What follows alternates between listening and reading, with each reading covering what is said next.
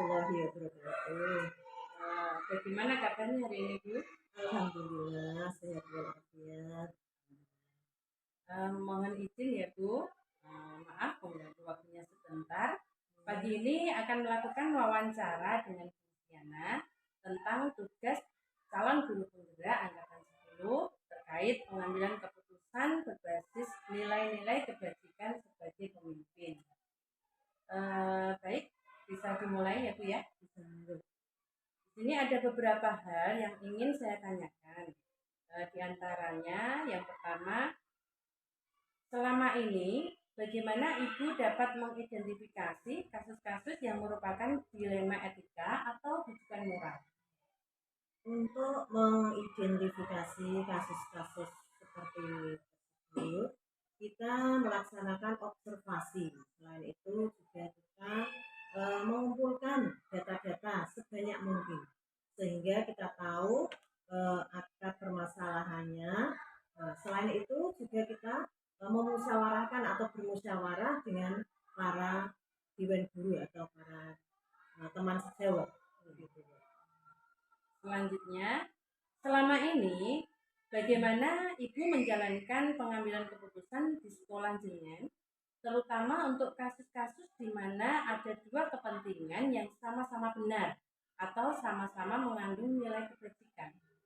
Itu yang biasanya agak membingungkan, tetapi dalam memutuskan suatu masalah tentunya kita harus mengambil keputusan dengan cara memusyawarahkan hal-hal tersebut atau kasus tersebut dengan pihak yang terkait atau dengan teman sejawat. Seperti itu ya, Bu ya. Iya. Pertanyaan selanjutnya, langkah-langkah atau prosedur seperti apa yang biasa Ibu lakukan selama ini? Biasanya saya mencari informasi atau mengumpulkan data-data. Selain itu juga kita bisa langsung turun ke lapangan sehingga mengetahui akar permasalahannya tersebut dari data atau dari informasi tersebut kita gabungkan sehingga kasus tersebut dapat kita selesaikan dengan cepat atau hasilnya tadi bisa memuaskan dengan pihak yang terkait. Selanjutnya, hal-hal apa saja yang selama ini Ibu anggap efektif dalam pengambilan keputusan pada kasus-kasus dilema etika? Untuk yang penyelesaian yang lebih efektif atau penyelesaian yang baik juga kita lakukan dengan musyawarah dengan para dewan guru atau dengan pihak yang terkait agar seluruh kasus atau masalah tersebut dapat kita selesaikan sesuai dengan apa yang kita harapkan. Selanjutnya, hal-hal apa saja yang selama ini merupakan tantangan dalam pengambilan keputusan pada kasus-kasus dilema etika? Tantangannya itu biasanya adalah kurangnya adanya ketegasan dalam memberi keputusan atau memutuskan suatu masalah yang ada kaitannya atau yang ada urusannya dengan kemanusiaan. Biasanya seperti itu. Selanjutnya, Bu, apakah Anda memiliki sebuah tata cara atau jadwal tertentu dalam sebuah penyelesaian kasus dilema etika? Apakah Ibu ini langsung menyelesaikan di tempat atau memiliki sebuah jadwal untuk menyelesaikannya? Bentuk atau prosedur seperti apa yang Ibu jalankan? Untuk penyelesaian masalah atau kasus tersebut, kita tidak mempunyai jadwal karena kasus-kasus tersebut biasanya itu ada yang memerlukan waktu atau jangka waktu yang lama, ada yang jangka waktu yang pendek sehingga kita tidak bisa menjadwalkan. Hanya saja kita biasanya bisa langsung turun ke lapangan untuk menyelesaikan hal tersebut sehingga kita dapat memperoleh data, memperoleh informasi yang tepat sehingga masalah tersebut bisa kita selesaikan dengan baik dan sesuai dengan harapan kita. Selanjutnya, Bu, adakah seseorang atau faktor-faktor apa yang selama ini mempermudah atau membantu Ibu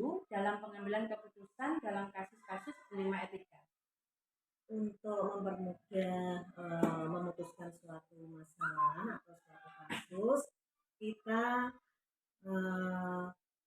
membutuhkan adanya kebersamaan, adanya kolaborasi, adanya komunikasi, sehingga kita dapat memutuskan masalah-masalah tersebut dengan baik, yaitu dengan cara kolaborasi atau kerjasama dengan teman sejawat atau pihak yang terkait. Itu ya Bu ya. Kemudian untuk pertanyaan yang terakhir ya Bu ya. Alhamdulillah. Dari semua hal yang telah disampaikan, pembelajaran apa yang dapat Ibu petik dari pengalaman Ibu mengambil keputusan dilema etika? Suatu keputusan atau sesuatu bisa berhasil dengan baik apabila kita dapat bekerja sama atau berkolaborasi dengan teman-teman sejawat atau dengan pihak yang terkait, sehingga dalam memutuskan masalah atau kasus-kasus tersebut kita dapat menyelesaikan dengan sebaik-baiknya dan bisa tuntas. Baik Bu, terima kasih atas waktunya. Semoga wawancara kali ini dapat membuka wawasan saya terkait pengambilan keputusan berbasis nilai-nilai kebajikan sebagai pemimpin. Ya, mudah-mudahan untuk kegiatan ini bisa bermanfaat dan bisa diterapkan dalam kehidupan sehari-hari. Demikian saya cukupkan dulu ya Bu ya.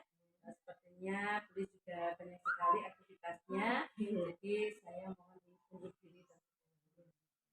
Assalamualaikum warahmatullahi wabarakatuh. Waalaikumsalam warahmatullahi wabarakatuh. Ada apa kabarnya hari ini Bu? Alhamdulillah sehat, baik. Bu, ini mohon izin ya Bu ya. Maaf sebelumnya, sebentar ya Bu. Pagi ini saya akan melakukan wawancara dengan Bu Ada tentang tugas calon guru muda angkatan 10 terkait pengambilan keputusan berbasis nilai-nilai kebajikan sebagai pemimpin. Baik, bisa dimulai ya Bu ya. Di sini ada beberapa hal yang ingin saya tanyakan Bu. Untuk yang pertama, selama ini bagaimana Ibu dapat mengidentifikasi kasus-kasus yang merupakan dilema etika atau rujukan moral?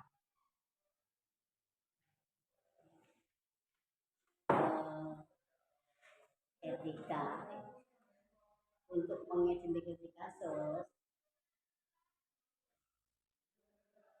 misalnya ada dua kasus atau ada dua kepentingan yang dalam waktu itu sama waktunya, maka saya memilih mana yang lebih penting itu kita dahulukan. Misalnya biar ada rapat sekolah, undangan rapat sekolah misalnya jam 9. Kemudian di saat yang sama ada tetangga yang kesusahan tapi agak jauh lah, maka yang saya dahulukan adalah yang rapat, dan nanti setelah rapat kita baru lihat atau urusan sosial. Itu yang dapat saya sampaikan. Selanjutnya ya Bu ya. Selama ini bagaimana Ibu menjalankan pengambilan keputusan di sekolah Ibu, terutama untuk kasus-kasus di mana ada dua kepentingan yang sama-sama benar atau sama-sama mengandung nilai kebajikan? Untuk dua kasus itu Ya, sama-sama benar. Misalnya ada dua kasus yang sama-sama benar dan kita harus memilih mengambil keputusan, maka kita berkolaborasi dengan guru-guru yang lain bagaimana baiknya. Misalnya ada dua kepentingan, misalnya ada acara pada hari Rabu pada jam yang sama. Yang satu misalnya lomba maksi, salah satu juga ada kepentingan imunisasi di SD, maka guru-guru kita bagi dua, sebagian mengantarkan anak-anak untuk lomba maksi, sebagian untuk tetap di SD menyambut tamu-tamu dari puskesmas. Nggih, dua kasus yang sama-sama penting. Nggih. Selanjutnya, langkah-langkah atau prosedur seperti apa yang biasa Ibu lakukan selama ini? Dalam pengambilan keputusan, saya selalu mengutamakan musyawarah itu, minta bantuan dari Bapak Ibu atau musyawarah masalah itu dimusyawarahkan dengan Bapak Ibu dulu. Setelah jelas apa yang akan kita lakukan, baru kita putuskan. Pertanyaan selanjutnya ya Bu, hal-hal apa saja yang selama ini Ibu anggap efektif dalam pengambilan keputusan pada kasus-kasus dilema etika? Dalam pengambilan keputusan yang efektif, maka memang tidak bosan-bosannya melakukan kolaborasi. Misalnya dari guru juga, dari orang tua murid, juga dari murid. Jadi kolaborasi guru atau kepala sekolah tidak hanya dari guru, juga dari murid. Misalnya ada pertengkaran, padahal guru tidak melihat peristiwanya, yang melihat murid yang lain. Maka kita panggil murid yang lain yang menjadi saksi, dan juga atas bantuan musyawarah dari guru juga dari murid, dan bisa menyelesaikan masalah yang dia memberikan solusi yang terbaik, karena kita harus tahu secara nyata itu permasalahan. Gitu ya, Bu, ya. Selanjutnya ya Bu, hal-hal apa saja yang selama ini merupakan tantangan dalam pengambilan keputusan pada kasus-kasus dilema etika? Tantangan saya dalam mengambil keputusan atau dalam mengambil keputusan itu, jika ada masalah yang kaitannya dengan wali murid, mau dijelaskan wali muridnya mempunyai sifat pemarah, tidak bisa menerima penjelasan yang sesungguhnya, dijelaskan secara halus, dia tidak bisa menerima kenyataan, tidak bisa menerima jelasan itu. Susahnya menghadapi wali murid yang pemarah, tidak mau menerima penjelasan, tidak mau menerima kenyataan. Itu tantangan ketika menghadapi wali murid yang pemarah. Selanjutnya Bu, apakah Ibu memiliki sebuah tata kala atau jadwal tertentu dalam sebuah penyelesaian kasus dilema etika?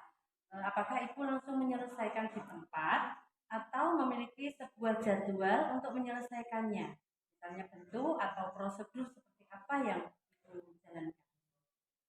Untuk penyelesaian sebuah kasus, saya tidak mempunyai jadwal. Tergantung situasi, tergantung munculnya kasus. Jika kasus itu memang harus segera terselesaikan hari itu, ya hari itu juga.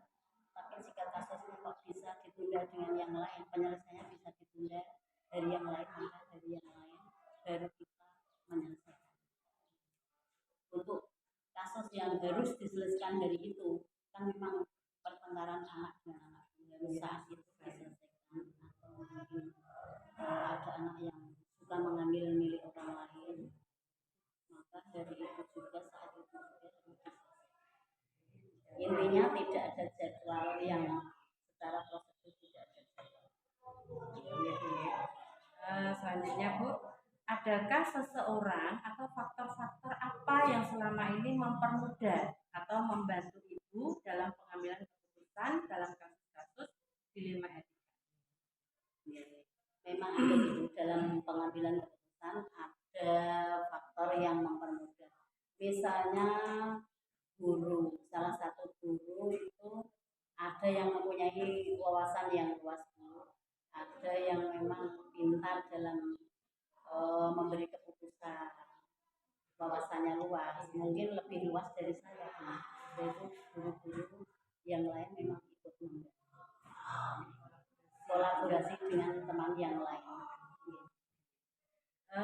Dari semua yang telah disampaikan ini, pembelajaran apa yang dapat Ibu petik dari pengalaman Ibu mengambil keputusan dilema etika? selama ini dalam pengambilan keputusan, yang penting memang ternyata itu kolaborasi atau kerjasama dengan guru yang lain agar bisa menuntaskan masalah. Memang tidak bisa melakukan atau menentukan langkah sendiri, tidak bisa. Cepat sekali sama-sama ya. Terima kasih atas waktunya ya Bu ya. Semoga wawancara kali ini dapat membuka wawasan saya terkait pengambilan keputusan berbasis nilai-nilai pendidikan sebagai pemimpin. Demikian saya cukupkan dulu Bu. Sepertinya